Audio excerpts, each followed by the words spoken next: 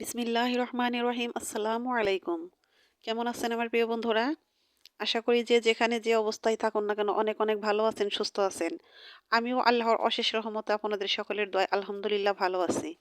তো কাছে দূরে, দেশ ও দেশের বাহিরে যে যেখান থেকে আমার এই ভিডিওটা এই মুহূর্তে দেখতেছেন, আমার এই ভিডিওটার সাথে যুক্ত আছেন, তাদের সবার প্রতি রইল আমার অন্তরের অন্তঃস্থ থেকে অনেক অনেক দোয়া এবং ভালোবাসা।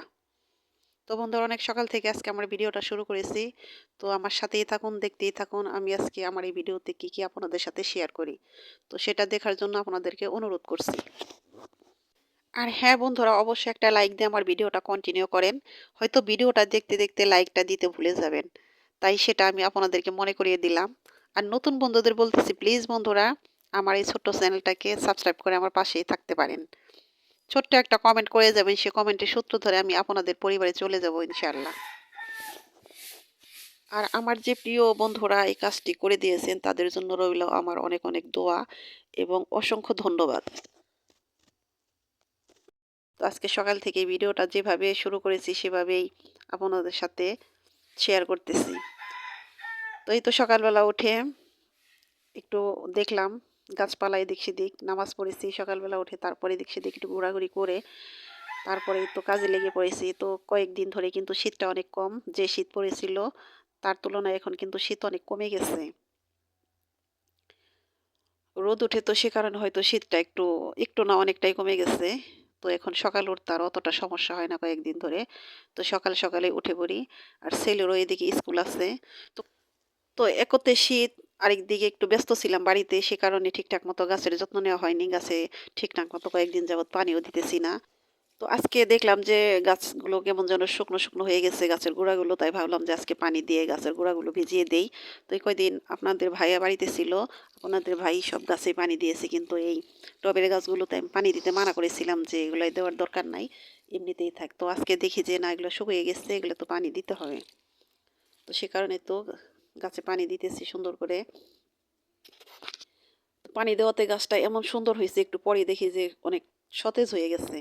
তো এই তো আমার চন্দ্রমল্লিকা দেখেন, চন্দ্রমল্লিকা তো একদম সব নষ্ট হয়ে গেছে। তো গোড়াতে যে ছোট ছোট কিছু আবার চারা গজিয়েছিল, সে চারার মধ্যে আবার কিছু ফুল ফুটেছে, এগুলো হয়তো নষ্ট হয়ে যাবে। তো ফুল যখন ফুটবে ফুটবে ভাব হয়, কলি হয়, ফুল ফুটে কলি যখন আসে তখন খুব ভালো লাগে যে ফুল ফুটবে। আবার যখন ফুল ফুটে তখন ভালো লাগে, কিন্তু ফুল যখন একটা একটা নষ্ট হয় তখন মনটা খারাপ হয়ে যায় যে ফুলগুলো এখন আস্তে আস্তে হয়তো নষ্ট হয়ে যাবে। তো মার্শাল্লাহ এই ফুলগুলো কিন্তু অনেক দিন থাকে।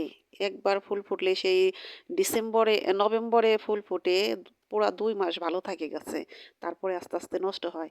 যদি কিনা এর মধ্যে বৃষ্টি না হয়, কুয়াশার কোনো ভাবনা থাকে, তাহলে ফুলগুলো একদম টসটসেই থাকে।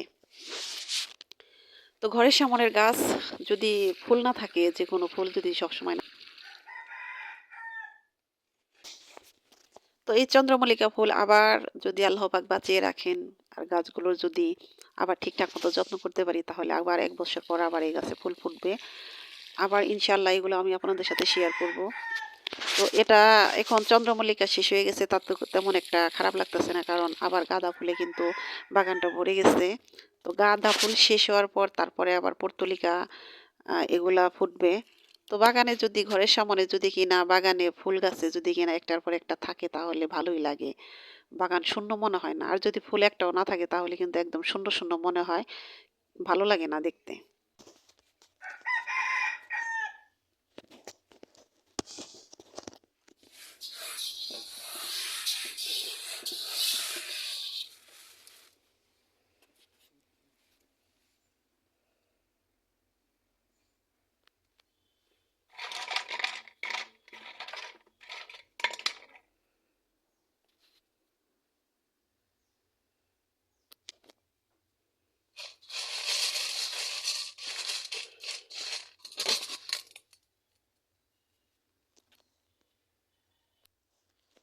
তো বন্ধুরা, আজকে আমাদের এখানে কিন্তু বেশ রোদ উঠেছে।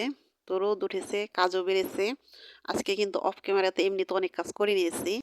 তো এখনো কাজ করার তালেই আছি। এই তো দেখুন, আমার উঠানে এই তো গোবর ঘষি বানিয়েছিলাম, সেগুলো জড়ো করতেছি, কারণ এগুলো শুকিয়ে গেছে, আবার নতুন করে কিছু গোবর ভেঙে দিব। তো বন্ধুরা, আপনারা বলতে পারেন যে আপু আপনার বাড়িতে তো গরু নাই, তাহলে আপনি এই গোবর কোথায় পেলেন? গোবর হলোই তো আমার চাচা শ্বশুরের বাড়ি। আমাদের কিন্তু এক বাড়ি। তো আমার চাচা শ্বশুরের গরুর গোবর হয়। ওরা ওই পাশে ভাঙ্গে। রোদ আছে উঠানে। তো আমার এই পাশেও রোদ। তো আমার চাচী শাশুড়ি বলতাছে যে গোবর নিয়ে ভাঙতে বলতাছে আমারে যে গোবর নিয়ে কিছু ভেঙে দাও। কারণ আমার লাকড়ি কিন্তু সারা বছরই কিনে পড়তে হয়।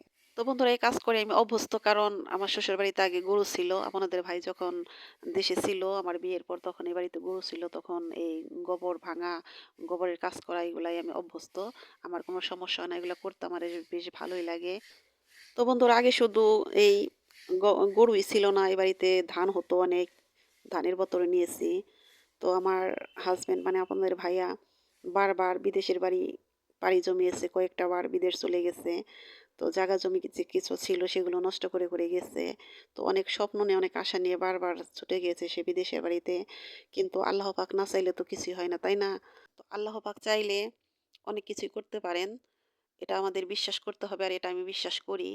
তো লাস্ট মুহূর্তে আমার হাজবেন্ড কিন্তু অসুস্থ হয়ে দেশে ফিরেছে। তো সেখানে সে স্ট্রোক করেছিল, ব্রেন স্ট্রোক। তো আল্লাহর কাছে লাখবার শুকরিয়া আদায় করি যে আমার হাজবেন্ড এখনো সুস্থ আছে, ঠিক আছে। তো আল্লাহর রহমতেও আপনাদের সকলের দয়ায় এখন আমার হাজবেন্ড অনেকটাই সুস্থ। তো আপনাদের ভাইয়ার তেমন বড় কোনো আশা ছিল না। সামান্য যে আশা, যে স্বপ্নটুকু ছিল সেটুকু সে পূরণ করতে পারেনি। এটা নিয়ে সে আফসোস করে। তো আমি তাকে বলি যে তুমি আর আফসোস করো না। তুমি যে ভালোভাবে সুস্থভাবে দেশে এসেছো, আমার কাছে ফিরে এসেছো, এটাই শুকুর আলহামদুলিল্লাহ।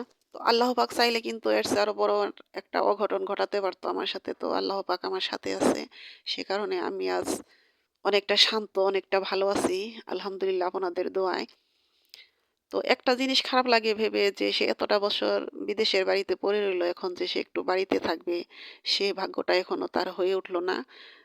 তার এখনো সে ঢাকার বাড়িতে গিয়ে পড়ে থাকতে হয়। তো বন্ধুরা আমার ২ টি ছেলে। তো বড় ছেলে তো এখনো পড়াশোনা শেষ হয়নি। এবছর ইন্টারমিডিয়েট পাস করেছে।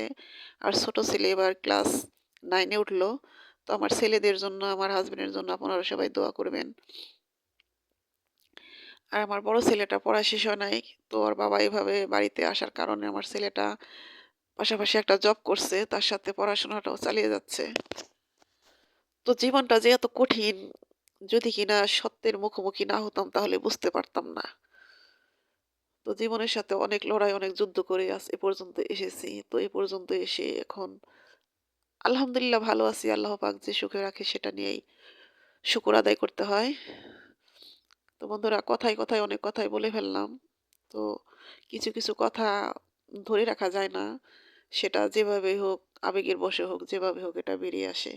তো আজকে কথা বলতে, বলতে আজকে অনেক কথাই বলে ফেললাম। তো আমার কথাগুলোতে হয়তো অনেক ভুল আছে। সে ভুলগুলো প্লিজ ক্ষমা সুন্দর দৃষ্টিতে দেখবেন। তো আল্লাহ হাফেজ। আসসালামু আলাইকুম।